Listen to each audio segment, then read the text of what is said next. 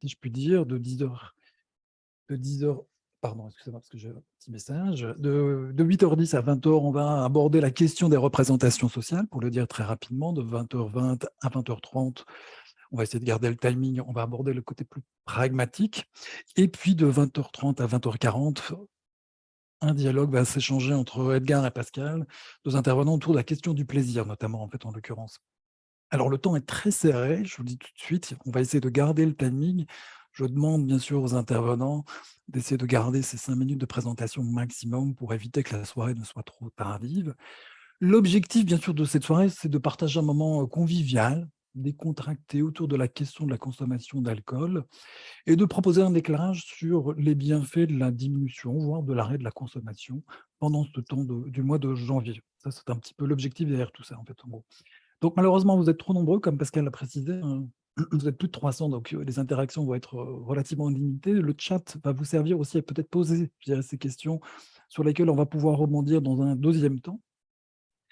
Donc il n'y aura pas de prise de parole, on s'en excuse par avance, mais n'hésitez pas à partager vos expériences, vos commentaires, vos questions, vos réflexions, vos doutes sur ce sujet. On essaiera d'en faire part et de rebondir, je précise là-dessus, dans la deuxième partie de la soirée. Je précise aussi qu'un questionnaire d'évaluation vous sera envoyé à la fin, je dirais, du webinaire et éventuellement aussi par mail. Merci de le remplir, ça nous servira en tout cas à avoir un petit feedback sur le bon déroulé de la soirée et peut-être sur une prochaine expérience à venir, en l'occurrence. Donc le webinaire est enregistré, vous devez le savoir, dans sa partie, d'échange entre les intervenants. Donc vous ne verrez pas les autres personnes. Et ce qui est important, j'insiste parce qu'elle l'a dit, on reviendra sans doute encore là-dessus, merci de couper, le son et la vidéo pour faciliter, en l'occurrence, les échanges. Voilà, on est même plus qu'un petit peu en temps, on est même un petit peu à l'avance et donc je vais vous proposer de commencer tout de suite, en fait, d'ouvrir le premier chapitre qui s'intitule le 360°, qui va nous permettre précisément, dans le cours de ce chapitre, de consacrer, enfin, d'aborder la question de l'alcool en tant qu'objet et pratique sociale, culturelle et anthropologique, mais aussi un objet qui pose question en matière de gestion de la cité et de la santé publique. Alors, cet atelier, je dirais, ce chapitre va être animé par Jean-Claude de Suisse. Je vais proposer à chacun des intervenants de se présenter très succinctement et aussi par Pierre-André Juven, qui nous vient de France, qui est politique, c'est courageux d'être là, de prendre la parole. Donc, on va commencer par toi, Jean, et je te propose de prendre la parole. Voilà. D'accord, merci Grégory. Eh ben, bonsoir à toutes et à tous. Bonjour à nos amis québécois. Moi, on m'a demandé de parler un petit peu des représentations sociales parce que c'est un thème qui m'intéresse particulièrement. Puis après, je vais pas vous assommer de théorie étant donné qu'il s'agit d'un happy hour, mais je voulais juste peut-être partir un peu de l'idée que les représentations sociales sont des opinions, des croyances, des informations, voilà, qui sont collectivement partagées et qui s'appuient pas forcément sur des bases scientifiques formelles. Moi, ce qui me semble assez intéressant, c'est un peu le revers de la médaille, c'est qu'elles orientent aussi considérablement nos actions, nos manières de faire, de penser, enfin, elles conditionnent en quelque sorte un peu nos points de vue, notre regard sur un phénomène ou un autre. Je voulais juste un petit peu, en tant qu'introduction, partager un fragment de journal qui est placardé dans mon bureau. Je ne sais pas si Tanguy, tu pourrais juste le partager. C'est vrai que je trouvais assez intéressant. C'est un petit sondage d'un journal qui a un peu plus d'un siècle, d'un journal régional où le sondage était: faut-il boire du vin? Donc après, je vais pas lire tout le fragment du journal parce que mon temps d'intervention va y passer, mais l'idée, c'est un peu dire, voilà, est-ce que le vin à la dose d'un litre par jour est favorable à la santé? Et 80 médecins, 80, pardon, médecins ont été interrogés, puis donc il y en a un qui proclame le fait que le vin à dose d'un litre n'est pas nuisible, mais qu'il est y compris indispensable. 14 pensent que 1 litre de vin par jour, voilà, c'est la quantité qu'il faut, enfin qu'il n'y a pas de problème pour la santé. 46 penchent plutôt pour un demi-litre de vin.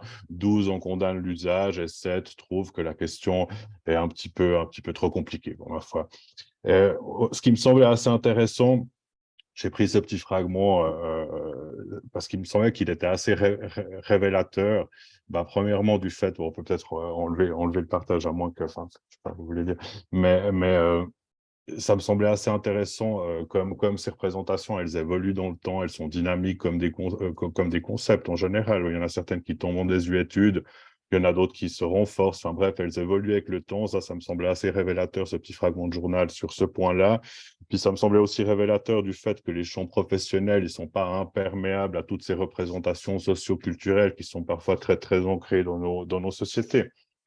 Et puis l'alcool, bah, c'est un excellent exemple dans le sens où ça fait vraiment partie de notre histoire collective, notre passé. C'est le sang du Christ, on le retrouve dans la Bible, dans les traditions, dans toutes les festivités. On le retrouve dans toutes les grandes messes culturelles et sportives, championnats de foot, festivals de musique qui sont souvent copieusement arrosés d'alcool. On le trouve aussi dans toutes les festivités, Noël, Nouvel An, anniversaire et autres, qui sont un peu les rites et rituels de notre époque. Pour nous en Suisse, mais je crois savoir qu'en France, c'est un petit peu la même chose. C'est aussi le terroir, les traditions. Puis qui dit terroir dit aussi tourisme. Qui dit tourisme dit revenu économique. Indépendamment du tourisme, c'est aussi une activité économique en soi. Bref, il est vraiment très, très présent dans nos sociétés. Puis il en découle une grande valorisation sociale, même s'il y a une ambivalence. Enfin, on sait évidemment que sa consommation excessive est problématique, c'est un coût pour la santé publique. On peut penser à des problèmes de violence domestique, de conduite en état d'ébriété, etc. Mais il n'en demeure pas moins que les représentations sociales de l'alcool sont globalement positives. Puis je vais en prendre une qui est peut-être la plus, voilà, une qui est particulièrement présente, assez tenace. C'est vrai que c'est le fait que l'alcool, il est souvent pas considéré comme une drogue à part entière, ce qui se doit aussi à son statut légal. Et pourtant, quand on regarde, par exemple, les classifications des produits psychotropes et de la dangerosité des drogues, pour prendre des exemples voilà, contemporains, par exemple, le rapport de l'OMS en 1971, qui était voilà, une tentative de classifier la dangerosité, on voit que l'alcool caracole en tête. Enfin, il flirte avec d'autres drogues illégales. Par exemple des opiacés, l'héroïne. Mais c'est vrai que socialement, culturellement, on dirait qu'il a l'histoire de ces représentations a cheminé un petit peu parallèlement. Et je pense que c'est précisément pour tout ce bagage historique, socio-culturel que j'ai mentionné auparavant. Euh, Peut-être pour conclure, moi, l'idée, enfin, c'est évidemment loin de moi l'idée de diaboliser l'alcool. Je pense qu'il faut ni le diaboliser ni l'encenser, mais je pense qu'il convient d'avoir un regard critique sur les pratiques, sur nos conceptions collectives. Puis il me semble justement le Dry January, ben, c'est un excellent outil en termes de représentation sociale. Alors, évidemment, c'est très bénéfique pour la santé, cette pause, mais je le vois peut-être davantage du point de vue des représentations sociales. Il me semble que c'est vraiment un bon outil pour prendre un petit peu de distance, prendre un recul critique sur sa propre consommation et puis aussi sur la consommation d'alcool en tant que phénomène de société. Puis peut-être juste un dernier point pour ancrer, peut-être pour faire le lien avec la pratique professionnelle. Nous, au GREA, on donne un certain nombre de formations, on fait souvent des ateliers de récolte de besoins. Puis moi, je suis souvent frappé que c'est une problématique récurrente de personnes qui disent, voilà, comment refuser, comment gérer les relations. Voilà, quand on me propose un verre, c'est très difficile, les collègues, les amis, les proches. Puis ça, j'espère qu'à travers justement ce type de projet comme le Dry January, à l'avenir, voilà, on pourra simplement dire, non, bah, j'ai pas envie de j'ai simplement pas envie de boire de l'alcool et puis que ça passe sans qu'il y ait une sorte de réprobation sociale. Je vois que quelqu'un parle des films. Alors oui, évidemment, les représentations sociales et aussi, enfin voilà, l'alcool est très présent au cinéma, dans la littérature. Je pense qu'on pourrait citer une tonne d'exemples, mais je ne veux pas non plus prendre du temps sur les autres interventions. Alors, je vous remercie pour votre attention. Puis je crois que je te repasse la parole, Grégory. Merci beaucoup, Jean. Bah, sans plus attendre, je vous propose d'accueillir en fait Pierre-André Juven, hein, qui est devenu adjoint au maire à la question de la santé, puisque Jean a abordé effectivement la question des représentations sociales. Il est peut-être temps effectivement d'aborder la question politique sur cette consommation d'alcool. Pierre-André, je te laisse tout de suite la parole. Il faut juste brancher ton micro, voilà. Oui, voici.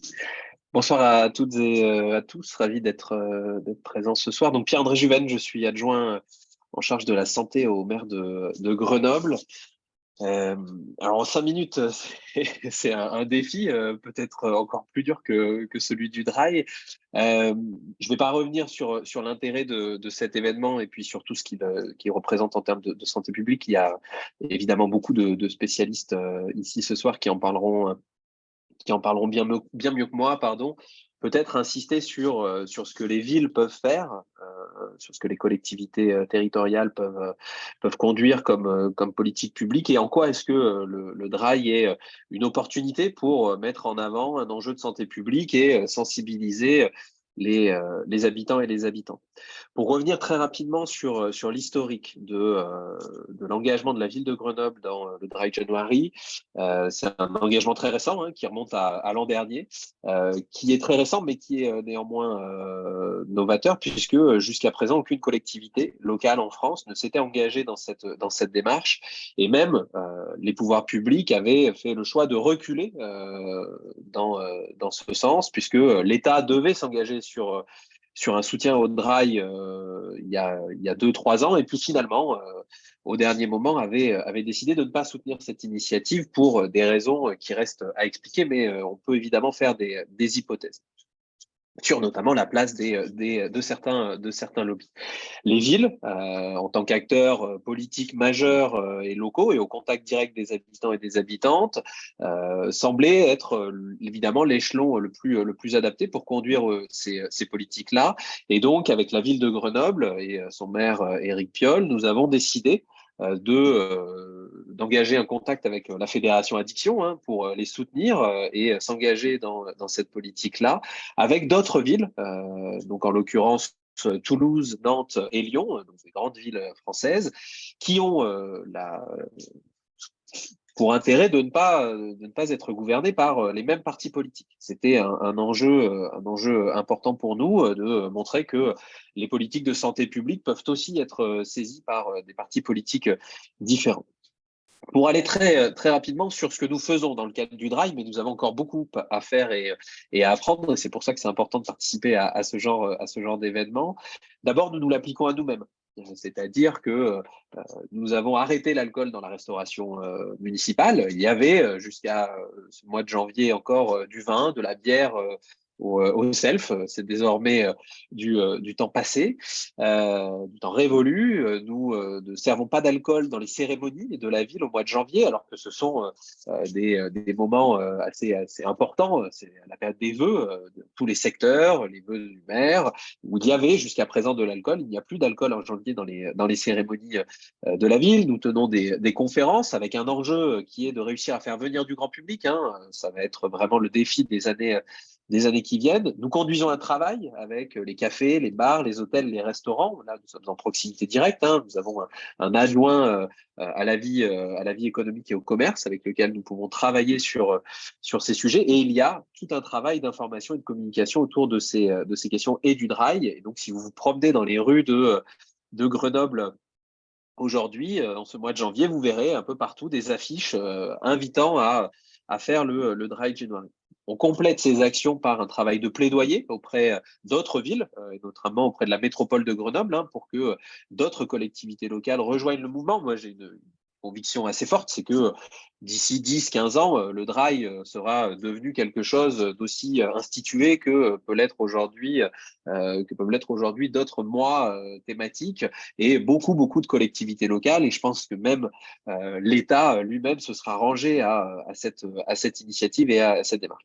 Et après, il y a un travail que nous engageons aussi, et puis j'en arrêterai là pour ne pas être plus long, mais qui est d'enrôler les partenaires locaux, et notamment cette année, ce que nous essayons de faire, c'est de toucher les publics jeunes. On sait que c'est un âge qui est crucial en matière de construction de soi et donc d'exposition à l'alcool et à la place que tient l'alcool, comme c'était dit avant, dans les représentations sociales et dans la confiance qu'on peut acquérir en groupe.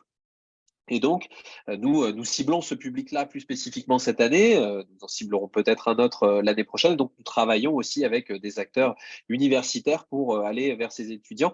Des acteurs universitaires qui sont, et c'est peut-être le dernier point que je ferai, qui ne sont pas seulement des acteurs institutionnels, mais qui sont aussi les acteurs étudiants eux-mêmes, c'est-à-dire les personnes en tant que telles, donc via les associations étudiantes, les bureaux des étudiants, les associations sportives, etc. C'est en allant chercher les pairs, qu'on arrive aussi à faire passer des messages, parce qu'on a aussi une réflexion à conduire. Ce n'est pas la ville de Grenoble en tant qu'institution seule qui va pouvoir convaincre de l'intérêt de s'engager dans un DRAI. C'est un maillage, un travail un peu rhizomatique à effectuer pour réussir à engager tout le monde dans cette démarche et cette politique de santé publique.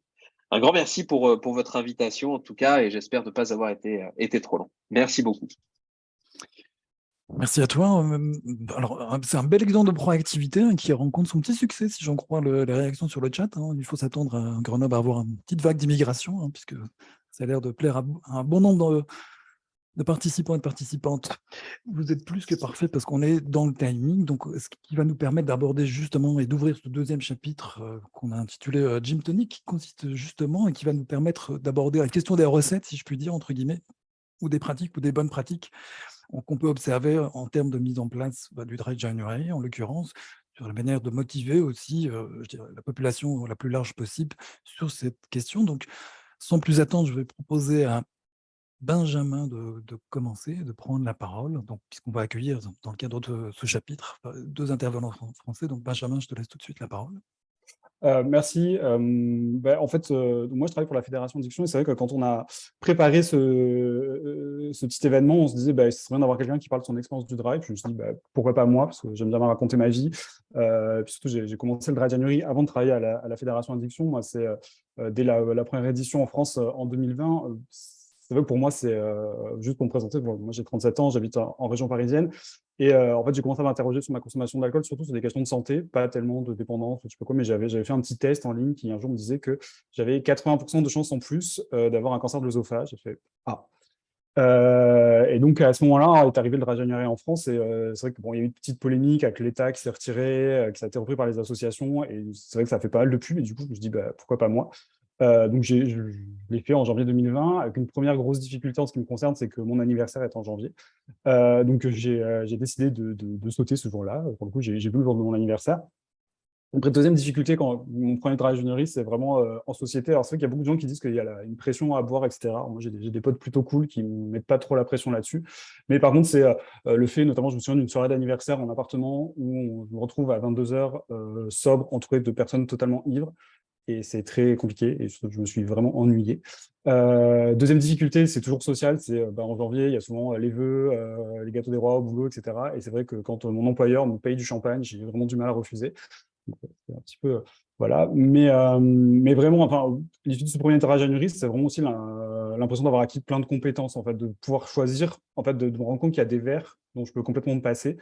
Typiquement, aller dans un bar après le taf et boire du Coca Zéro, ça me convient parfaitement. Par contre, quand c'est avec des potes, un repas, avec un bon verre de vin, etc., c'est un verre que j'ai vraiment envie de boire. Et du coup, voilà, c'est vraiment un truc de compétence que j'ai acquis à ce premier Dry January. Et aussi, un autre truc qui pour moi, m'a beaucoup frappé, c'est qu'en fait, je me suis rendu compte que je pouvais faire plein de choses dans lesquelles j'avais l'habitude de boire.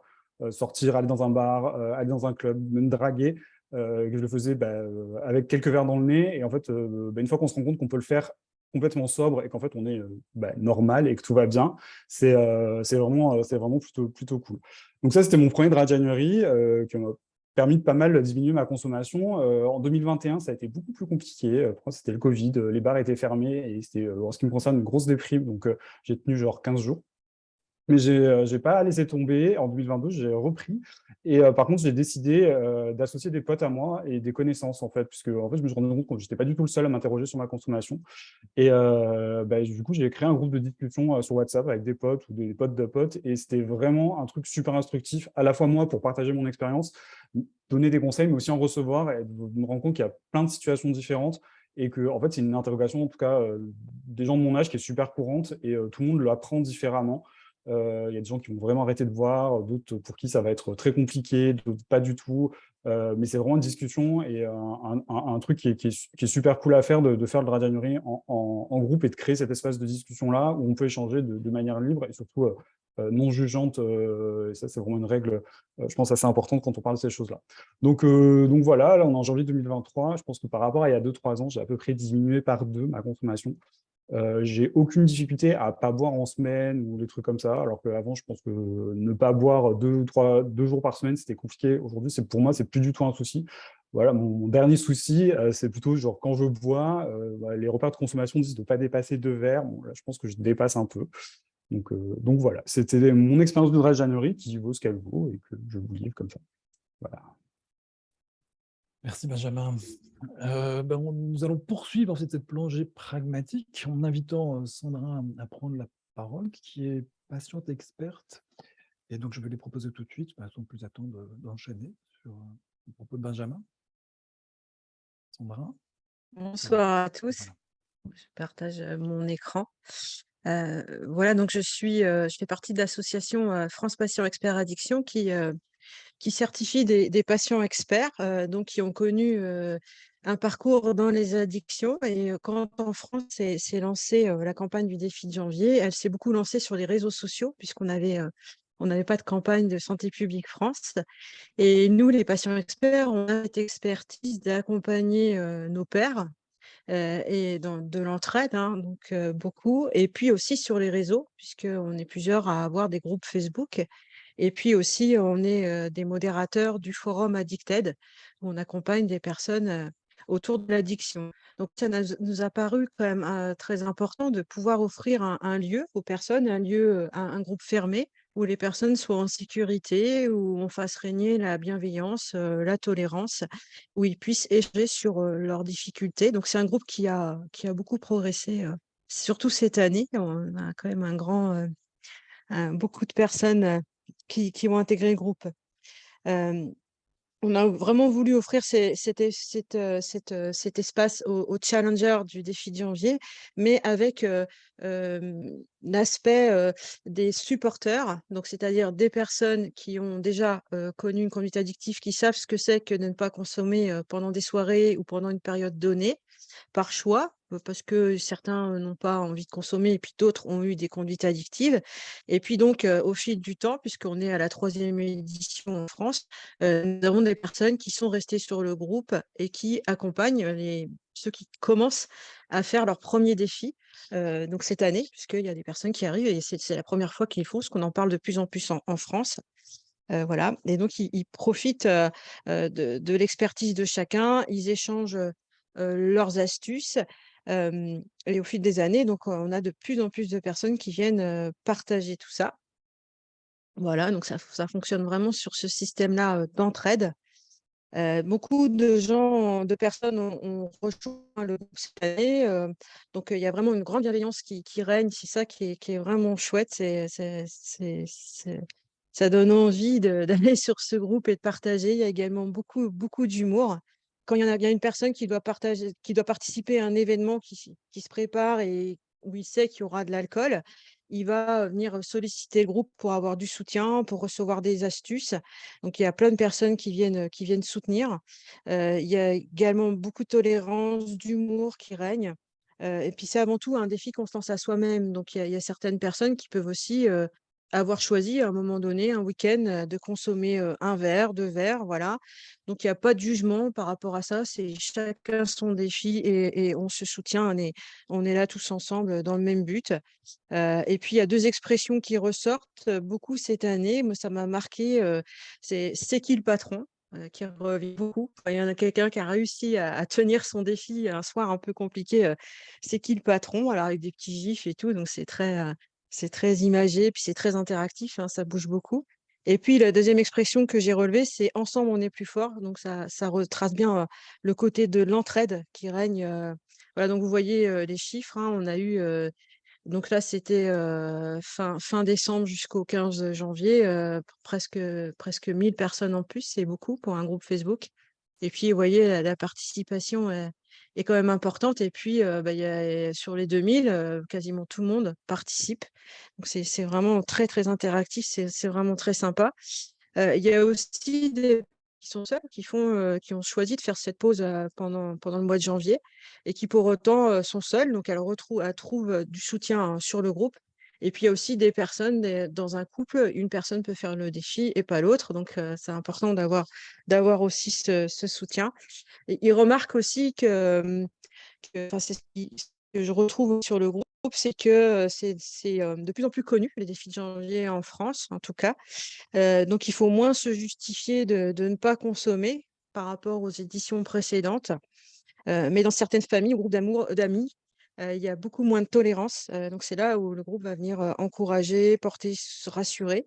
Et puis les patients experts sont là, les pairs aidants. Il y en a qui n'ont pas forcément la certification des patients experts, mais qui sont passés par les conduites addictives. Et pour eux, c'est très important d'être sur le groupe, de pouvoir soutenir, parce qu'il y a des personnes qui ont une consommation problématique et qui ont besoin d'aide. Et à ce moment-là, on est là pour les accueillir, puis on les oriente vers le groupe qui est porteur du groupe du défi de janvier, qui est un groupe dédié addiction. On va les orienter. Donc ça aussi, c'est très important, puisqu'on dit dans les médias que les personnes qui ont des conduites addictives ne doivent pas faire le défi de janvier. Pour autant, il y a beaucoup de personnes qui en profitent pour faire une pause, et c'est une première démarche pour eux finalement. Et puis d'autres qui s'aperçoivent que finalement, c'est pas si simple de faire une pause, et c'est là où on va pouvoir, nous les patients experts, les pairs aidants, vraiment leur faire profiter de notre expertise et les accompagner, les orienter aux besoins. Et puis je voulais juste terminer par dire qu'il n'y a pas que des Français. Il y en a un petit peu de personnes de Belgique, du Canada, de Suisse. On a aussi les DOM-TOM avec La Réunion. Et puis c'est quand même plus des femmes que des hommes, mais les hommes sont très bavards sur le groupe. Voilà, je vous remercie de m'avoir écouté. Merci beaucoup, Merci. Sandra. Merci aussi à Benjamin donc, pour ces bons exemples de dynamique individuelle et collective. Après, on dira que les Français sont bavards, mais vous êtes tip-top dans le timing. Donc, ce que je propose, c'est que Pascal, tu reprennes la parole et que tu puisses introduire les prochains chapitres. Avec plaisir. C'est d'ailleurs l'intitulé au plaisir de la 3e session qu'on vous propose de Speed Meeting. Activer notre système de récompense autrement qu'en degré d'alcool, c'est possible. Et c'est en tout cas ce que le dialogue entre la Belgique et la Suisse avec Edgar et Pascal va nous laisser entendre. Je vous invite donc à ce dialogue collectif. Merci Pascal et bonjour Pascal. Je vais peut-être commencer à préciser que ici en Belgique, on est un peu moins ambitieux et donc plutôt que le Dry January, ce qu'on fait, c'est la tournée minérale en général qui a lieu en février et pas en janvier pour la bonne raison que ça fait 28 jours et pas 31 et que ça nous paraît plus atteignable. Ce qui est intéressant à préciser peut-être d'ailleurs, c'est que cette tournée minérale avait été lancée par la Fondation contre le cancer, qu'elle connaissait un très grand succès, mais que la Fondation contre le cancer a décidé de renoncer à l'organisation de la tournée minérale, non pas parce que ça ne marchait pas, mais parce que les gens ne faisaient pas le lien entre cancer et alcool. Et donc, ils avaient lancé cette opération à des fins promotionnelles et de fundraising, et ce lien ne se faisait pas. Et donc, ça reste encore, en effet, dans les représentations, un lien qui ne se fait pas. Autant on identifie cigarettes et cancer, autant, alors même que la recherche scientifique est tout à fait claire là-dessus, le lien alcool-cancer ne se fait pas. Et donc, depuis lors, c'est Martin Deduve, enfin c'est Univers Santé, dont Martin Deduve est le directeur, qui a repris tournée minérale. Mais évidemment, avec le cancer, je m'éloigne un peu du plaisir et je vais peut-être demander à Pascal, dans un premier temps, dans la mesure où tu as coécrit et publié très récemment un guide pratique de l'entretien motivationnel chez Duno. Dans cet entretien, quelle place prend le plaisir dans ton entretien et dans la pratique en général? On sait qu'on peut boire pour beaucoup de raisons, mais quelle est la place du plaisir dans ce que tu entends de ta pratique? C'est une bonne question et que je dirais volontiers merci de ne pas l'avoir. Enfin, je ne te remercie pas de l'avoir posée. Je vais peut-être, scinder mon propos en deux, parler du plaisir. Pardonnez-moi, je n'ai pas tout à fait assisté au début de vos échanges. Je suis un peu malade ce soir, donc j'essaie de m'épargner un peu. Et ce qui est sûr, c'est que c'est une banalité de dire que l'alcool est une source de plaisir. C'est remâché, rebattu, tout est partout, et évidemment, on entend qu'il faut boire pour faire la fête, etc. Ce que moi je rencontre dans mon métier autour du plaisir, mon métier c'est de rencontrer des personnes dans l'addiction, c'est qu'en fait le plaisir c'est un peu éteint avec le temps, Et malgré tout, ça reste dans la tête des gens que l'alcool est un plaisir, mais quand ils racontent leur manière de boire, c'est souvent pas du tout un plaisir. Et on a affaire à des gens qui sont finalement dans un paradoxe où ils cherchent du plaisir en buvant et trouvent en général plutôt une forme de désolation, de solitude. Mais comme ils ont perdu l'habitude de chercher le plaisir ailleurs, leur boîte à outils s'est singulièrement vidée, ils sont souvent, entre guillemets, piégés ou obligés de boire pour avoir un peu de plaisir fugace et qui est souvent suivi de déplaisir. Alors, ça, évidemment, c'est sur un fond de neurobiologie qui, aujourd'hui, sont bien connus de tout le monde, le système de la récompense, la dopamine, enfin, tous ces neuromodulateurs qui interviennent dans le plaisir. Ce qu'on sait aujourd'hui assez bien, c'est que quand quelqu'un veut arrêter de boire, et je prendrai l'exemple de cette dame que j'ai vue aujourd'hui, qui était venue me voir il y a exactement 1 an. Elle était au fond du trou, voilà, donc elle décide d'arrêter de boire, elle arrête de boire, et elle fait des découvertes assez exceptionnelles de sa vie sans alcool, c'est-à-dire que c'était une vie où elle buvait pour, paraît-il, faire la fête, mais la fête était triste. Elle arrête de boire, elle accède à un certain nombre de plaisirs qu'elle ignorait. Par exemple, elle se met à peindre, elle retrouve beaucoup de plaisir dans les relations avec une petite fille de 9 ans, etc. Et au bout de 7-8 mois, elle pense qu'elle a fait le tour, donc elle se remet un peu à boire et de plus en plus. Et là, je la vois aujourd'hui, elle m'a dit que le mois de décembre était de nouveau une catastrophe, elle s'est de nouveau arrêtée de boire. Et ce qui est très intéressant, c'est que son cerveau n'a pas encore refait le tour sur, comment je devrais dire, sur la capacité à avoir du plaisir. C'est-à-dire qu'il y a encore les empreintes d'avant.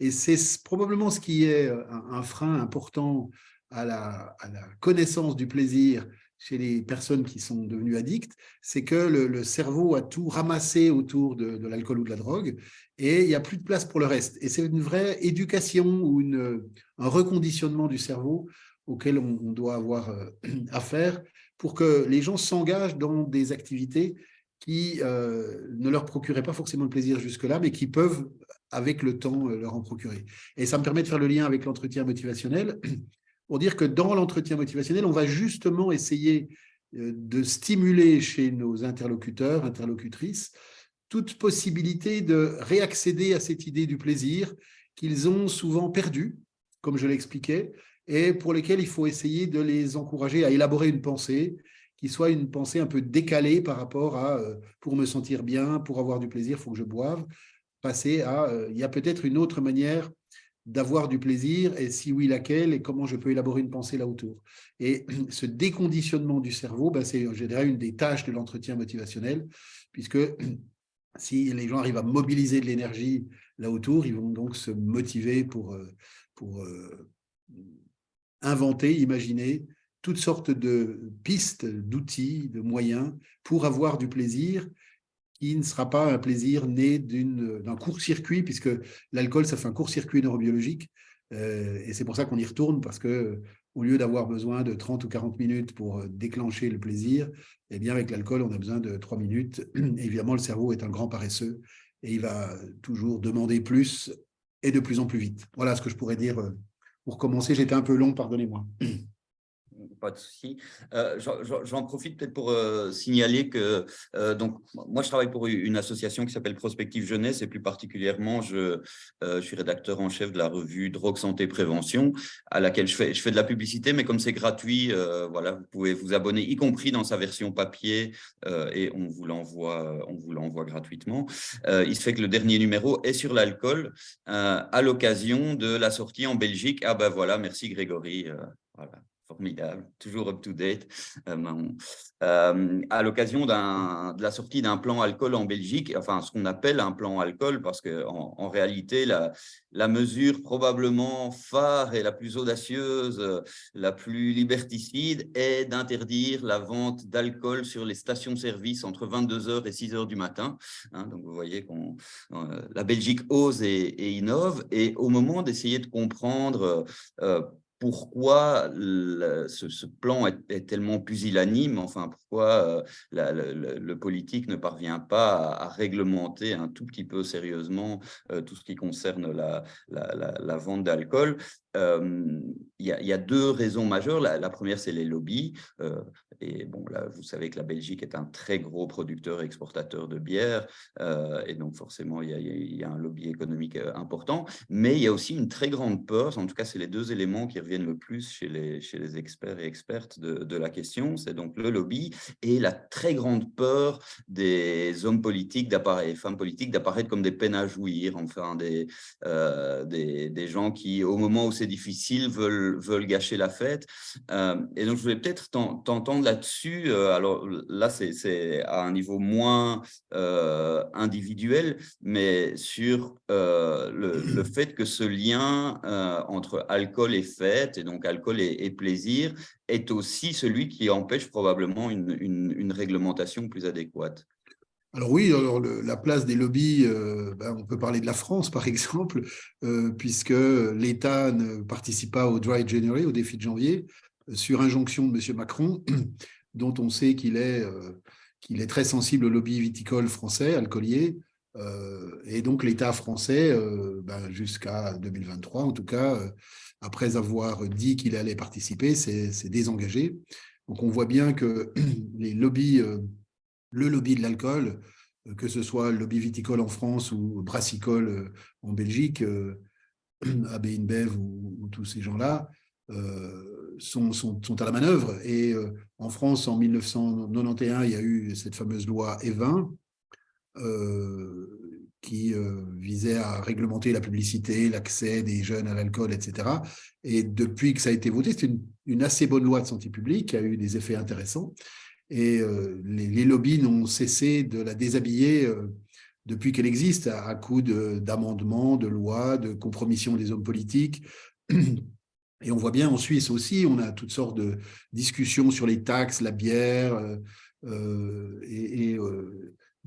certaines fois le Parlement n'entre pas en matière, justement pour éviter des conversations qui pourraient fâcher. Et les hommes politiques, d'une manière générale, ont du mal de se positionner autour de l'alcool. Il y a quelques héros, je pourrais dire, quelques braves qui s'y risquent, mais la plupart ne veulent pas entrer en matière autour de l'alcool et font soit des discours très édulcorés, soit sont très clairement contre toute atteinte, entre guillemets, à la liberté. À Genève, il y a eu une loi qui est passée il y a depuis une quinzaine d'années pour fermer justement les débits de boissons alcoolisées, genre épicerie, 24-24, à partir de 21h jusqu'à 7h le lendemain matin. Il y a eu tout un mouvement contre cette initiative, mais le peuple a voté pour.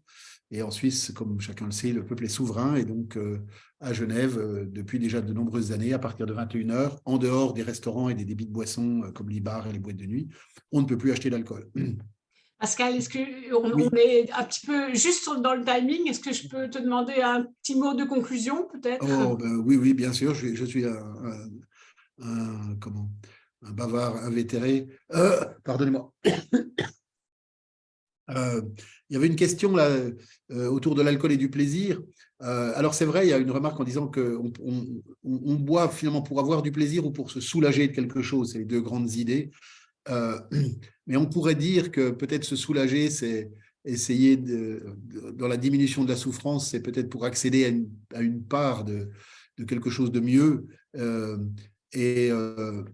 Chacun, évidemment, a ses bonnes raisons de boire et pour faire la fête. Et ce que j'entends souvent, c'est que beaucoup de gens ont commencé par faire la fête et puis, pour toutes sortes de raisons qui sont très, très long à expliquer, le piège se referme et un certain nombre boivent pas seulement quand ils font la fête, ils boivent d'autres moments. En tout cas, mon message serait de dire cultivons le plaisir.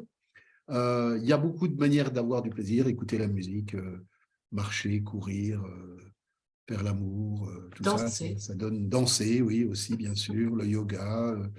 Il y a rencontrer des amis, passer un bon moment, regarder un paysage. Et tout ça, ce sont des sources de plaisir. Et peut-être dans le chat, Célestini est écouté, Pascal. Je dirais que la bonne idée, c'est d'avoir plein de sources de plaisir. Alors, je vous engage à cultiver toutes sortes de plaisirs qui vous qui vous donneront plein d'idées pour avoir encore plus de plaisir. Voilà, merci, désolé, j'étais un peu long. Merci Pascal, merci Edgar. C'est le moment de passer à une autre petite séquence.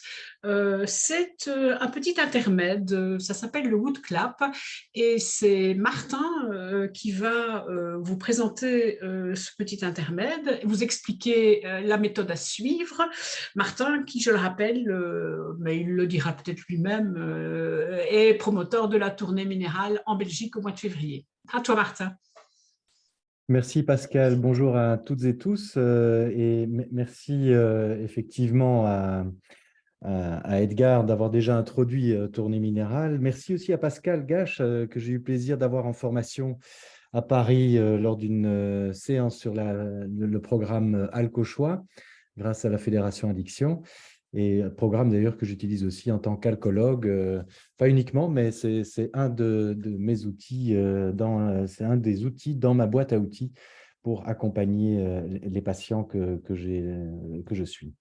Effectivement, alors je vais mettre à l'écran un petit lien pour participer à cette séance WooClap. C'est une manière de vous donner la parole collectivement. Ce n'est pas simple de parler à plus de 150. Hein. Donc, ce que je vous propose, c'est de suivre ce que vous voyez ici à l'écran.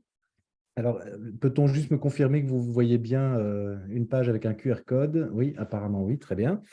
Alors, deux options. Soit vous scannez ce QR code avec votre téléphone et vous répondrez directement aux questions sur votre téléphone, soit vous ouvrez une page dans votre navigateur Internet, vous allez sur wooclap.com et vous tapez le code de l'événement qui est affiché ici à l'écran, que vous voyez donc, hein, qui est le ZHZNTT. Et nous allons voir que vous êtes de plus en plus nombreux à vous connecter. Vous êtes 35 là au moment où on se parle. Ça grimpe encore. Voilà, on arrive à 40. Et pendant ce temps-là, pendant que vous vous connectez, peut-être un petit mot autour de Tournée Minérale. J'en profite, hein, vu qu'il y a une minute ou deux là où je peux vous en parler. Tournée Minérale, comme l'a dit Edgar, c'est une initiative qui a été lancée par la Fondation contre le cancer. Je ne vais pas revenir sur ce que tu as dit assez justement, Edgar. Nous avons repris la campagne en 2020 et nous en sommes donc à la 7e édition qui va bientôt démarrer dans 15 jours. Donc, la première édition a eu lieu en 2017 et c'est vrai qu'on est assez fiers et contents de voir comment Tournée Minérale est un franc succès en Belgique. Hein. Nous sommes aujourd'hui, l'année passée, pour parler évidemment des derniers chiffres dont nous disposons, nous avions 16% de participants dans la population générale. Donc, c'est tout de même considérable.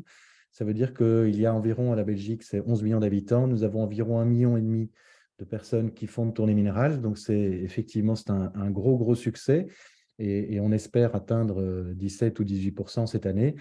On verra bien. Alors, contrairement à la France, nous avons du soutien public, qui n'est pas énorme, mais ça nous permet tout de même de mener campagne.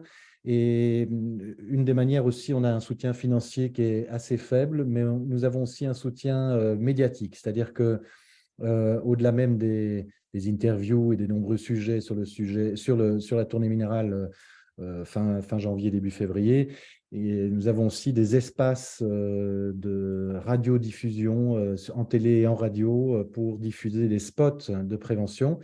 Et ceux-ci rencontrent aussi un fameux succès. Ils sont nombreux à dire qu'ils ont entendu parler de Tournée Minérale grâce à cela.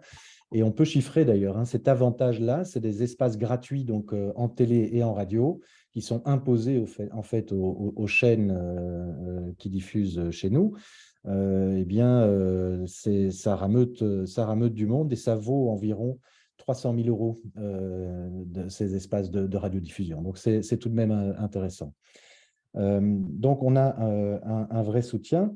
Alors, encore en quelques mots sur Tournée Minérale, donc c'est 16% de participants, je l'ai dit, et 90% des participants ressentent au moins un bienfait, voire plusieurs, après leur Tournée Minérale. Et un autre chiffre qui, pour moi, est très, très important, c'est que les participants à Tournée Minérale, c'est une étude qui a été faite par l'Université de Gand, 6 mois après Tournée Minérale, ont diminué d'environ 20% leur consommation moyenne d'alcool. Donc, non seulement il y a un effet évidemment au moment même, au moment où on est dans l'abstinence, hein, dans cette pause dans la consommation d'alcool, c'est l'occasion de revoir son rapport à l'alcool, mais on voit que finalement ce rapport à l'alcool est durablement modifié par la Tournée Minérale, vu que ça a un impact encore 6 mois plus tard. Voilà, je vois que vous êtes presque 100 à être connectés. Donc, ce que je vous propose, c'est que nous démarrions cette séance WooClap. Alors, attendez, parce que je dois accéder moi-même à l'outil. Je vous propose de répondre à cette première question.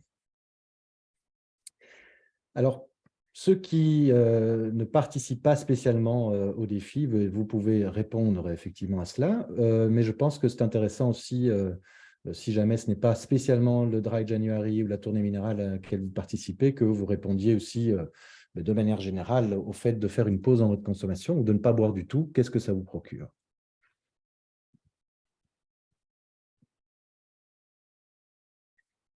Voilà, j'ai oublié de vous dire qu'il y a un temps limité pour répondre. Il vous reste encore 25 secondes pour répondre. Donc, n'hésitez pas, c'est intéressant. On voit en direct, comme vous pouvez le voir à l'écran, les curseurs qui évoluent.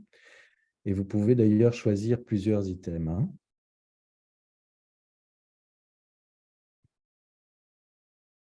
Voilà, il vous reste encore 5 secondes pour répondre. Et merci, vous êtes 105 à participer. Voilà, alors on voit que ce qui ressort en premier, c'est pour vérifier votre rapport à l'alcool. Eh bien, excellente nouvelle, parce qu'effectivement, c'est une excellente manière de vérifier son rapport à l'alcool. Bon, je rappelle évidemment que pour les personnes qui seraient particulièrement dépendantes à l'alcool, si lorsque vous expérimentez l'arrêt de la consommation, vous avez des symptômes de manque qui apparaissent, là, il est évidemment urgent de consulter et peut-être même pour certains de reprendre votre consommation et de consulter pour éviter d'avoir un vrai risque de sevrage. Au-delà de ça, effectivement, hein, donc 35% pour vérifier votre rapport, 33% pour ressentir les bienfaits. Eh bien, je vous propose de poursuivre tout de suite là-dessus parce que les bienfaits, ils sont nombreux et on va voir ce que vous ressentez réellement. Voilà la deuxième question. Alors, avant d'arriver aux bienfaits, peut-être dans quelle mesure votre participation au Dry January, au Tournée Minérale ou défi de 28 jours est stricte, c'est-à-dire que vous ne buvez pas d'alcool du tout, ou moins d'alcool, ou vous ne buvez pas pendant une partie du mois et vous vous autorisez peut-être une ou l'autre exception. Bref, je vous invite à choisir un de ces items. Oui, j'ai été peut-être un peu vache sur le temps, là il ne reste plus que 3 secondes pour répondre. Voilà, alors vous êtes 66% à ne pas boire d'alcool du tout, ce qui est très proche des chiffres que nous avons. Vous êtes entre les résultats de l'année passée et ceux de l'année d'avant, où nous étions passés de 60 à 70% de participation stricte. Donc, effectivement, ça, c'est une bonne nouvelle. On voit que Tournée Minérale fonctionne bien, Dry January fonctionne bien. Eh bien, partons encore à la question suivante. Quels sont donc les effets que vous ressentez à votre pause? Là aussi, vous pouvez choisir plusieurs items.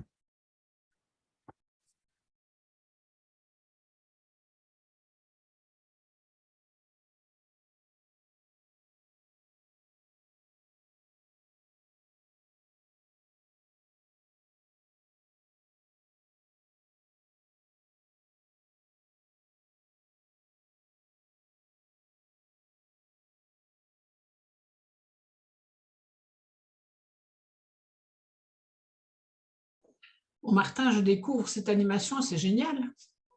Oui, c'est assez interactif et c'est très visuel.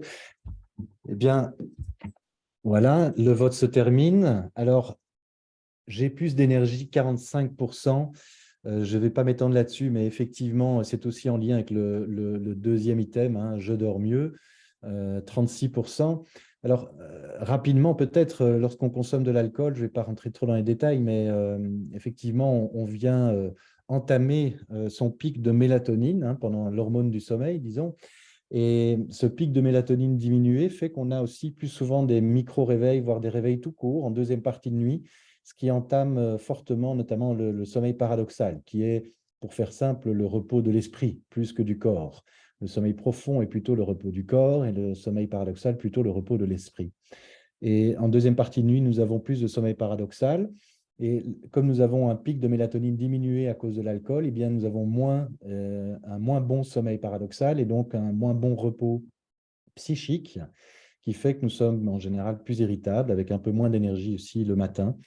Et donc, d'où l'intérêt, quand on fait une pause, de ressentir ces effets sur le sommeil que vous êtes très nombreux à témoigner, hein. C'est ce qui ressort aussi le plus dans nos évaluations, avec le fait d'économiser aussi de l'argent. En Belgique, c'est 462 € dépensés en moyenne par chaque citoyen belge par an dans l'alcool. Donc, faire une pause d'1 mois, eh bien, mine de rien, ça fait aussi quelques économies. Alors, encore une question? Oui, et après, je pense que voilà, Oui, le timing est OK. ça va aller vite. Voilà, là, vous pouvez introduire des mots, hein, vous pouvez simplement mettre des mots-clés. Comment vous faites plaisir, se faire plaisir pendant le Dry January. Il vous reste 30 secondes pour voter.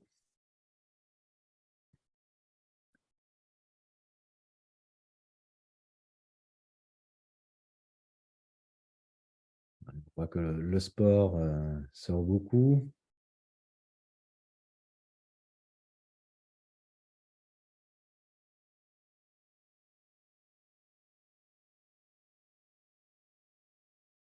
Il vous reste 3 secondes.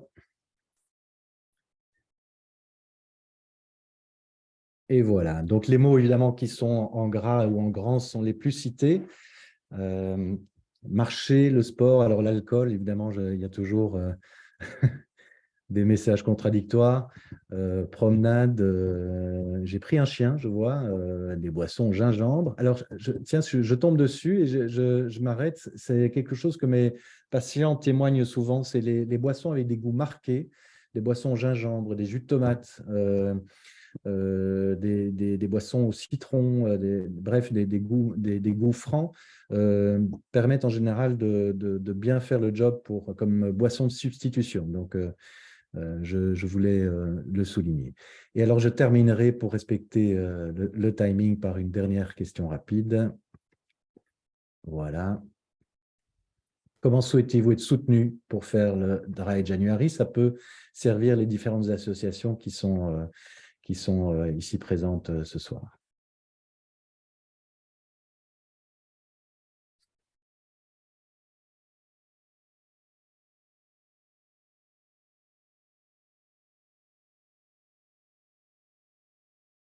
Et vous pouvez évidemment cliquer sur plusieurs items également.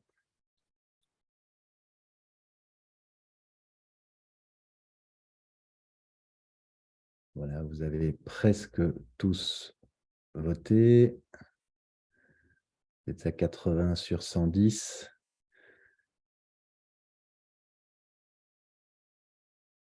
Alors, des recettes de mocktails, des vidéos d'experts par newsletter, application. Alors, effectivement, en France, vous avez une application basée sur la version anglaise du Dry. Une application assez bien faite, d'ailleurs, qu'on vous envie. Nous n'avons pas les moyens encore d'en faire une chez nous, mais ça viendra probablement. Donc, on voit que finalement, la parole d'expert reste encore aussi importante. Les recettes de mocktails, ben, si vous en cherchez, je pense qu'il y en a sur le site du Dry. Il y en a aussi sur le site de Tournée Minérale. Donc, n'hésitez pas à aller jeter un œil sur nos sites web respectifs. Voilà, je vous remercie. C'était intéressant de voir les différentes réactions à ce WooClap. Et je vais donner la parole au Québec à Louis-Raymond Maranda, qui est directeur général à la Maison Jean Lapointe, qui est spécialisé dans le traitement alcool à Montréal, à Montréal et qui est porteur du défi 28 jours en février. Vous voyez qu'il n'y a pas que les Belges qui sont pragmatiques, les Canadiens le sont également, en choisissant le mois de février, le mois le plus court de l'année. Bonjour à tous. Alors, je vais juste apporter une petite rectification. Je suis directeur général de la Fondation Jean Lapointe, qui fait la prévention et qui supporte la maison Jean Lapointe dans ses programmes. Et ma collègue Anne-Élisabeth Lapointe, qui est directrice générale de la maison, fait partie du panel. Merci de nous donner la parole. Je trouve ça très, très, très intéressant. En 5 minutes, je vais essayer de vous faire le bref historique du défi 28 jours sans alcool, qui est une marque déposée au Canada. Il y a 10 ans, ce sont 2 amis qui se sont lancés un défi. Il y a quelqu'un qui avait passé à la maison Jean Lapointe pour un traitement et à sa sortie, il a lancé le défi sur Facebook à un de ses amis de ne pas consommer pendant 28 jours, pendant le mois de février. Et il avait dit, je te donne le mois de février parce que c'est le mois le plus court. Et cette personne-là était près de la Fondation Jean Lapointe et a proposé à la Fondation d'emboîter le pas. Et c'est ce qu'on a fait. Et la première année, il y a eu 1500 participants sur Facebook. Ça nous a permis d'amasser 65 000 $, donc plus ou moins 35 000 €, 40 000 €, dépendamment du taux de change. Et aujourd'hui, c'est 25 000 participants qu'on a. Alors, il y a 25 000 Québécoises et Québécois qui vont sur la plateforme du défi28jours.com et qui décident de relever le défi. Et ça, ce sont des gens connus. Il y a plein de gens qui le font de façon indépendante. Ce que ça nous permet, c'est naturellement, comme vous l'avez dit, nous, ce n'est pas moralisateur. Ça s'adresse à monsieur, madame, tout le monde pour qu'ils puissent évaluer leur consommation d'alcool et leur rapport avec l'alcool. Et après ça, il y a un travail qui se fait tout seul. Soit que les gens arrêtent, viennent en thérapie ou vont juste ajuster leur consommation. Nous, on a été sur les réseaux sociaux pendant 7 ans. Il y a 3 ans, lorsque la pandémie est arrivée, nous sommes allés à la télévision et on a fait la promotion du défi 28 jours sans alcool, ce qui nous a amené un boom incroyable de participants. Et depuis ce temps-là, on a des publicités qui commencent au début janvier, qui annoncent le défi 28 jours, et on a de plus en plus de commanditaires. Je vous dirais qu'aujourd'hui, les Québécoises et les Québécois se sont appropriés le défi 28 jours. Je parlais avec ma collègue Anne-Élisabeth, puis je lui disais, imagine si l'année prochaine, on retire le défi 28 jours sans alcool. C'est impensable parce que déjà, les gens au mois de décembre nous disent hey, c'est quand les inscriptions, soit des courriels et tout. Et la plateforme, cette année, on a une nouvelle plateforme pour le 10e anniversaire. Et ce qu'on fait, c'est on donne du contenu. Cette année, parce que dans les années passées, ce que les participants disaient, c'est qu'on manque de motivation. Alors, nous, on leur donne du contenu qui est relié à la santé, au bien-être. Donc, nutritionniste, séances d'entraînement, de Zumba, de conditions physiques. On a un comportementaliste canin. Il y a plein de trucs et le message, c'est d'entrée de jeu, lorsque vous vous adressez à la communauté du défi 28 jours, encouragez-les à continuer une autre journée. Alors, voilà. Donc, grosso modo, c'est ce que le défi fait, puis je trouve ça bien. Il faut dire que nous, le sans-alcool au Québec prend de plus en plus de place depuis 5 ans. Et on a un commanditaire principal qui est naturellement dans le sans-alcool. La question qu'il va falloir se poser, c'est finalement, est-ce que l'alcool est toujours in? Est-ce que c'est toujours trendy? Est-ce que c'est toujours là? Les séances de réseautage, quand on fait des soirées mocktail, la communauté des enfants dit « Ah, c'est bien, pourquoi qu'on n'a pas ça dans nos soirées de réseautage? » Alors voilà, on en est là et on souhaite que, puis là, c'est bien, là, la France, la Belgique, je m'en vais en Colombie et je me suis donné une mission d'aller rencontrer des brasseurs qui font du sans-alcool aussi pour leur dire, écoutez, pourquoi que vous ne lancez pas ça vous aussi? Alors imaginez-vous si chaque pays faisait son petit bout de chemin, ça deviendrait mondial et je pense qu'on passerait des messages assez importants parce que je vais conclure là-dessus. Louis, c'est bon, je suis désolée, mais on est dans le timing un peu, c'est court. bon. Est-ce qu'il y a un petit mot de fin peut-être que vous auriez envie de donner?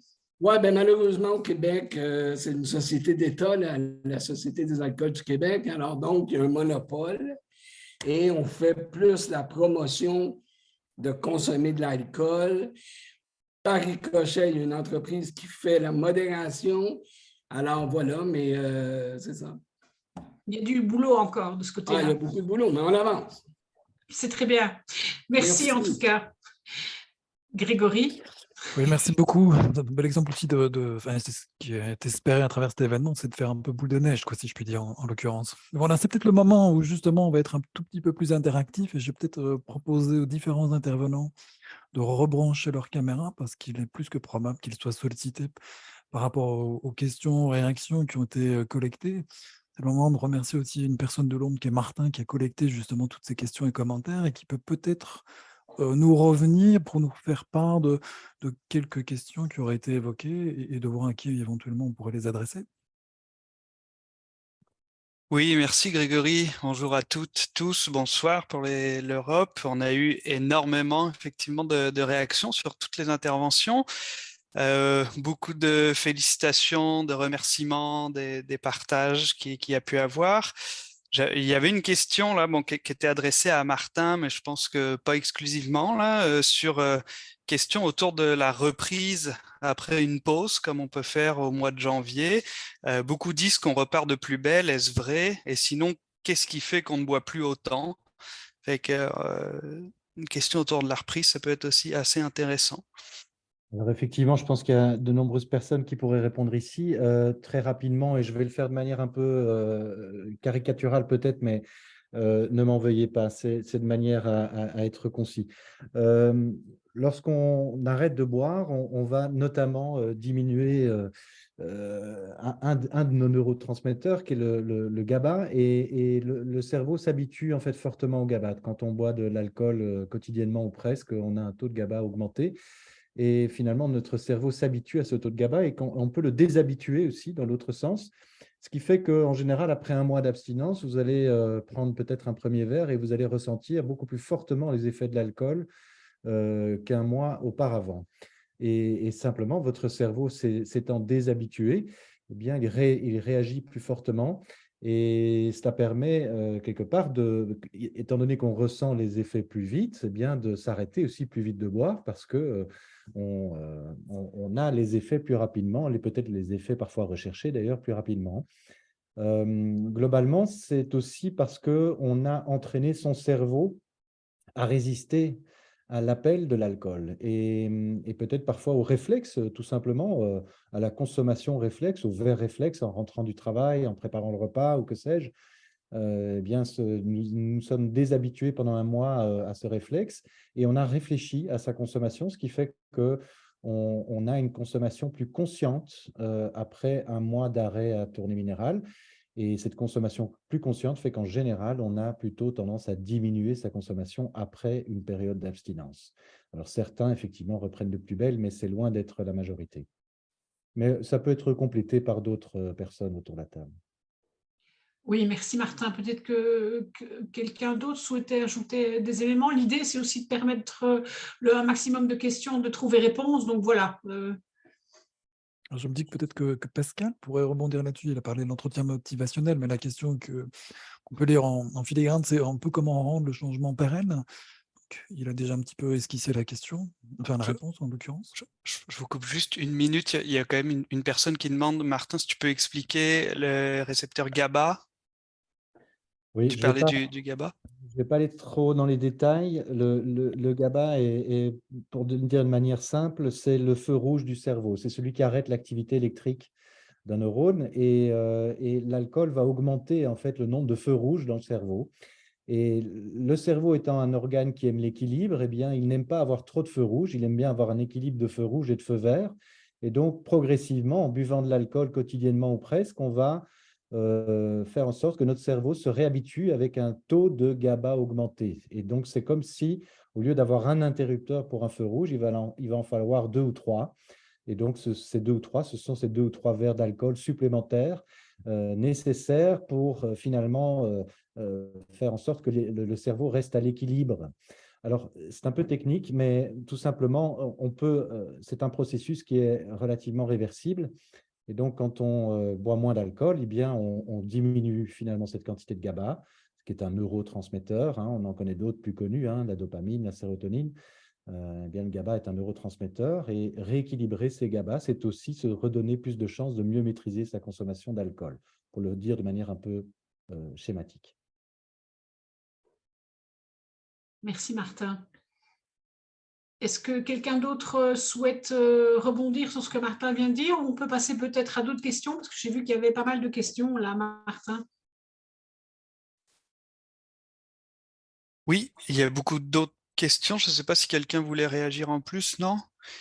Il y a des questions quand même qui portent sur les interrogations sur comment mesurer son rapport à l'alcool. Si on a connu une période d'addiction, est-ce qu'on peut espérer pouvoir parvenir à une consommation modérée ou maîtrisée? Il y a beaucoup de commentaires sur ces sujets. Je vais bien répondre sur est-ce qu'on peut revenir à une consommation modérée quand on a une conduite addictive. Du coup, il y a différents degrés. Ce qui est intéressant dans la campagne du défi de janvier, c'est, enfin, dans cette pause alcool, c'est justement que les personnes vont interroger leur rapport à l'alcool et vont se rendre compte justement si elles ont des symptômes de sevrage. Alors, c'est souvent des tremblements, la personne se sent aussi angoissée, elle peut aussi avoir beaucoup de sueur et c'est un syndrome de sevrage. Elle va se rendre compte effectivement qu'il y a un manque physique par rapport à l'alcool. En tout cas, pour répondre à la question de la plupart des personnes que j'ai rencontrées, moi, que ce soit dans mon exercice, parce que je suis aussi infirmière dans un centre d'addictologie et aussi dans les personnes que j'ai accompagnées en tant que père aidante. La plupart des personnes qui ont consommé excessivement tous les jours et qui ont eu ces symptômes de sevrage, qui ont dû faire des cures pour certaines, la plupart n'ont pas pu reprendre de consommation modérée. Elles ont essayé, parce qu'on a besoin d'essayer, sans y parvenir. Et ce que je remarque, moi, sur le groupe Facebook des personnes qui viennent essayer, qui se rendent compte que c'est dur et qui ont peut-être, comment dire, une addiction qui débute, bah, ça permet quand même d'enrayer les choses et de reprendre une consommation contrôlée sur le reste de l'année. J'ai peut-être envie de rajouter, si vous me permettez, un tout petit mot là-dessus. Avant, effectivement, de passer de l'abstinence ou d'une consommation extrêmement occasionnelle ou modérée d'alcool et de tomber dans une dépendance sévère, il y a évidemment de multiples étapes et ça prend du temps. Or, beaucoup de gens ne vont pas voir un spécialiste de peur de se voir ou de s'entendre dire il faut que vous arrêtiez de consommer. Le message que j'ai envie vraiment de faire passer, c'est qu'il ne faut pas hésiter à consulter le plus tôt possible dès qu'on commence à s'interroger sur sa consommation d'alcool, parce que pour bon nombre d'entre nous, il est possible de retrouver une consommation plus modérée d'alcool avec un accompagnement. Plus tôt on va voir quelqu'un, plus on a de chances de retrouver une consommation d'alcool moins problématique, voire pas problématique du tout. Or, dans la représentation et dans le soin que nous proposons de manière générale autour de ces questions, c'est souvent un accompagnement au sevrage et à l'arrêt total de la consommation, ce qui est évidemment difficile, qui peut être une épreuve et une libération aussi, évidemment, pour les personnes qui sont dépendantes. Mais j'invite surtout à consulter beaucoup plus tôt. On se donne beaucoup plus de chances de retrouver une consommation modérée d'alcool et finalement une maîtrise de sa consommation qui reste possible. Alors, du coup, juste pour compléter, en France, on accompagne quand même beaucoup les personnes dans ce qu'elles sont prêtes à faire. Donc, il y a eu une époque, et c'est vrai, où c'était, on venait consulter, c'était on arrête, hein. C'était ça qui était préconisé. Maintenant, on accompagne vraiment dans ce qu'elles sont prêtes à faire. Moi, j'accompagne beaucoup de gens qui sont dans vouloir reprendre le contrôle sur leur consommation, et je les accompagne. Après, s'ils ont envie d'arrêter, bien sûr, je vais les accompagner aussi. Mais voilà, c'est plus si vous venez consulter dans un centre d'addictologie, ou même si vous allez voir votre médecin traitant, on ne va pas vous imposer un arrêt de l'alcool ou que ce soit un autre produit. On va vous accompagner dans ce que vous êtes prêt à faire. Donc, il ne faut pas avoir peur à propos de ça. Un chiffre Merci. rapide sur la peur, pardon, c'est en Belgique, on a pu voir que sur 100 personnes qui ont un problème d'alcool, seulement 15 sont diagnostiquées et seulement 8 finissent par voir un spécialiste. C'est ce qu'on appelle le treatment gap et il est gigantesque et donc il faut vraiment pouvoir réduire ce treatment gap. Je rebondis parce qu'il y avait une question peut-être plus pour Sandra. Y a-t-il des groupes de pères aidants chez les jeunes au-dessus de 16 ans, mais aussi en dessous?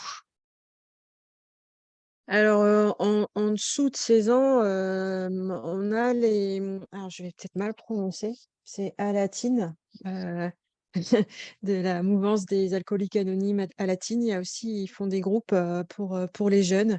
Après, je ne saurais pas bien en parler parce que je ne connais pas bien. Mais sinon, il y a les consultations jeunes consommateurs en France qui fonctionnent très bien. Et où du coup, dans certaines consultations de consommateurs, ça se fait de réunir plusieurs jeunes pour qu'ils puissent échanger entre eux. Moi, j'interviens par exemple dans une consultation jeunes consommateurs, ce qu'on appelle avancée. Donc, on va dans les lieux où les jeunes se réunissent et on va faire des animations où les jeunes vont pouvoir échanger entre eux. Après, à part Alatine, je ne connais pas. Peut-être d'autres parmi vous ont des idées de soutien, de groupe de soutien pour ces jeunes moins de 16 ans dans d'autres pays, avec des projets peut-être? Non, visiblement non. Quelque chose à créer de ce côté-là, en tout cas, peut-être. On a aussi, je pense, sur l'intervention de Martin, là, hein, une personne qui disait le déni est trop important pour consulter, il y a une tendance à attendre, là, mais c'est vrai qu'il y a toute cette question du déni qui, je pense, est aussi liée aux représentations sociales. Oui, c'est pour cela qu'il faut marteler ce message qu'aller voir un spécialiste, ce n'est pas se voir tout de suite enfermé dans un protocole de soins bien spécifique. Non, c'est chaque fois un accompagnement personnalisé et il faut oser, il faut démystifier ces consultations et faire en sorte que les gens aillent plus rapidement voir un professionnel de santé pour aborder la question de l'alcool. C'est le paradoxe avec l'alcool, c'est notre drogue culturel par excellence. Tant qu'il est festif, tout va bien, mais dès qu'il commence à interroger, ça devient un sujet tabou. Alors, je vais peut-être tout de suite enchaîner parce que je vais peut-être solliciter Edgar, qui a un bel outil qui s'appelle l'échiquier, mais qui permet effectivement peut-être de parler des substances, de l'alcool en l'occurrence, mais en parlant d'abord des autres plaisirs. Peut-être que, Edgar, tu pourrais présenter très rapidement la chose, parce que c'est un Oui, outil c'est super gentil, Grégory. J'avais l'intention de le faire et puis on a été pris un peu par le temps dans la discussion avec Pascal. Il s'agit d'un outil qui existe dans une version papier, dans une version électronique et qui consiste simplement à demander, alors ça peut se faire de façon individuelle ou de façon collective, à poser 4 questions. Quelle activité ou substance vous fait plaisir? Qu'est-ce qui vous donne la pêche? Qu'est-ce qui vous détend? Et de quoi ne pouvez-vous pas vous passer? On appelle ça l'échiquier parce qu'avec chaque réponse, on remplit une case. Et l'outil a donc la forme d'un échiquier. Et ce qui est intéressant, c'est que ça permet de découvrir que nous avons tous une multiplicité de micro-dépendances et que ce qui compte, c'est l'équilibre. Et le problème, c'est quand une des activités qui soit activité ou substance, soit nous détend, soit nous fait plaisir, soit nous donne la pêche, prend toute la place aux dépens des autres. Hein. Une personnalité, une situation existentielle qui a l'air équilibrée a priori perd son équilibre quand une case prend la place de toutes les autres. Et c'est un outil très, au fond, qui permet de dédramatiser beaucoup les questions de consommation, parce que quand on agrandit une case, ça peut être une case alcool, cigarette, drogue illégale, mais ça peut aussi être sport, regarder des séries, les écrans, bon. Et donc, au fond, ça permet d'aborder les questions de consommation de substances psychotropes en général dans un cadre beaucoup plus large de ce qu'on fait pour se faire plaisir et de façon tout à fait non stigmatisante. Voilà, pour le dire très, très vite. Mais on est évidemment à la disposition de ceux qui le souhaitent. En général, on préfère donner nous-mêmes une formation aux gens pour qu'ils l'utilisent. Mais voilà, n'hésitez pas à entrer en contact avec Prospective Jeunesse. Merci Edgar. Martin, d'autres questions encore éventuellement? Oui, je ne résiste pas à vous poser celle-là parce qu'elle a tout à fait sa place dans la francophonie. Puis je remercie Louis Letellier de la poser. Mais pourquoi Dry January et pourquoi pas janvier sans alcool? Est-ce que quelqu'un connaît l'historique? Benjamin, oui. Ouais, moi je peux répondre à la question. Comme je disais, en France, en tout cas, à la base, ça devait être une campagne de Santé publique France avec donc l'agence française chargée de la santé publique et avec un nom français. Je raconte ça parce qu'on me l'a raconté, moi je n'étais pas là à l'époque. Mais quand ça n'a pas été fait, les associations qui sont partie prenante de ça sont allées chercher le concept britannique avec l'ONG britannique Alcohol Change UK. Donc on a repris le même nom. Et un autre truc aussi, c'est que, où on dit aussi en français défi de janvier, et surtout, je pense qu'on veut surtout pas dire que c'est un truc qui est sans quelque chose, parce qu'en fait, on se prive pas de quelque chose quand on arrête de boire pendant un mois. On apprend à faire plein de choses nouvelles, on apprend ce que c'est de sortir sans boire, on apprend ce que c'est à prendre du temps, à se détendre, prendre du plaisir sans alcool. Et je pense qu'on ne veut pas insister sur le fait que c'est sans quelque chose, parce qu'au contraire, c'est avec plein d'autres trucs sympas. Voilà. Merci. Voilà. Merci. Et je rajouterais le concept de, excusez-moi pour l'accent anglais, de damp January, donc de janvier humide, qu'on s'est arrivé aux États-Unis, dans l'ouest du Canada aussi, que j'ai lu quelques articles sur le fait de déjà, en France aussi, tant mieux, juste de réfléchir à une réduction de sa consommation pour toutes les personnes qui ne seraient pas à l'aise avec l'abstinence. D'accord, c'est peut-être de là-bas que ça vient, parce que nous en France, j'ai vu des articles de presse pour le coup qui en parlaient, et c'est un concept qui a été repris notamment par des lobbies de l'alcool contre le Dry January. Donc c'est un peu ambigu. Même si en soi, réfléchir à sa consommation, on peut le faire en octobre aussi, c'est super. J'aurais été ravi, pour éviter cet écueil-là, que la France adopte aussi le nom de tournée minérale, parce que finalement, ça passe bien. J'étais pas là. C'est vrai. On avait une question intéressante pour tout le monde là. Qu'est-ce que vous pensez des boissons sans alcool, bière à 0 ou vin à 0% ou autre? Est-ce que ça peut aider une personne qui a beaucoup bu avant à s'en sortir? Moi, de mon expérience perso, les bières sans alcool, au début, ça m'a vachement aidé. Parce que c'est toujours de la bière, il n'y a pas d'alcool. Après, elles sont souvent, il faut chercher les bonnes. Mais voilà. Mais c'est un vrai problème de manière générale quand on fait le Dry January de trouver des boissons sans alcool qui ne sont pas hyper sucrées et qui sont bonnes. Et dans les bars et tout, ils commencent à s'y mettre. Payer son cocktail sans alcool à Paris, 7 €, c'est pas très cool, quoi. L'offre commence à s'étendre et c'est aussi lié au succès d'ailleurs des opérations comme celle-ci. Alors, je pense qu'il faut être nuancé. Pour certaines personnes, ça va être un appel vers le retour, pour un retour vers la boisson, et peu nombreuses, mais enfin, il faut en tenir compte. Et pour d'autres, notamment pour les personnes que moi j'accompagne, il y a beaucoup de ces boissons qui sont très aidantes, qui effectivement, toute unité d'alcool qui est non bu sur la journée, si elle est remplacée facilement, entre guillemets, par une bière sans alcool, par exemple, eh bien tant mieux. C'est toujours une unité d'alcool ou 2 ou 3 en moins sur la journée. Et donc, j'ai des patients qui se sentent très aidés grâce à ça.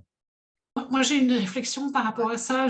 La bière sans alcool, je vois dans mon entourage, mes proches, que c'est une boisson qu'on donne aisément à des gamins de 12-13 ans. Et que donc là, on est dans un paradoxe parce qu'à la fois, ça peut aider les personnes qui sont dans une consommation problématique ou qu'ils estiment problématique, et en même temps, leur disponibilité facilite aussi cette espèce d'apprentissage de la bière, même si elle est sans alcool, par rapport aux jeunes. Donc, je trouve que c'est compliqué, cette question des boissons sans alcool. Puis, je peux me permettre de rajouter ce que met Hervé Kercret dans le chat, c'est qu'effectivement, je ne sais pas comment est la réglementation dans les autres pays, mais en France, une boisson sans alcool, ça peut aller jusqu'à 1,2% d'alcool. Donc, c'est aussi un sacré paradoxe. Et moi, j'essaye d'inciter les personnes qui sont sur le groupe et puis que j'accompagne aussi dans d'autres lieux, de profiter aussi de ce moment-là pour essayer de trouver d'autres boissons plutôt que des boissons qui ont le même packaging, le même goût, la même odeur, que l'alcool. Donc, on a fait tout un album avec des boissons sans alcool, des recettes que les gens partagent. Bah, là, depuis 3 ans, il y en a quand même pas mal. Donc ça, c'est l'idée. Et puis, c'est vrai que pour les personnes qui ont consommé excessivement dans leur vie et qui ont souffert de conduite addictive, on va plutôt éviter ça. Ça va nous donner envie de consommer. Après, c'est pas vrai pour tout le monde. On est tous différents. Et il y a des personnes que ça aide à certains moments de leur vie et on accepte bien sûr ce que chacun a envie de faire, hein.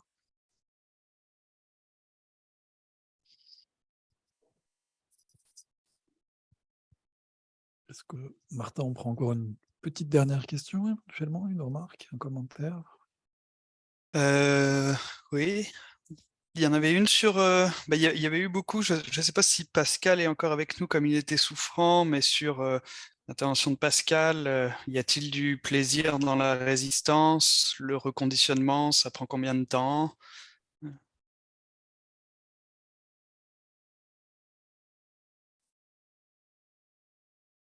On ne t'entend pas. Oui, voilà, pardon. Je suis repassé. Pardonnez-moi, j'ai presque plus de voix. Le reconditionnement, c'est une notion un peu floue. Les neurobiologistes disent que c'est 18 mois, 2 ans. Voilà, c'est pas très encourageant, mais si on veut installer des nouvelles connexions stables dans les circuits neuronaux, et c'est à 18 mois, 2 ans. Voilà, le rétablissement neurobiologique, c'est ce qu'on appelle ça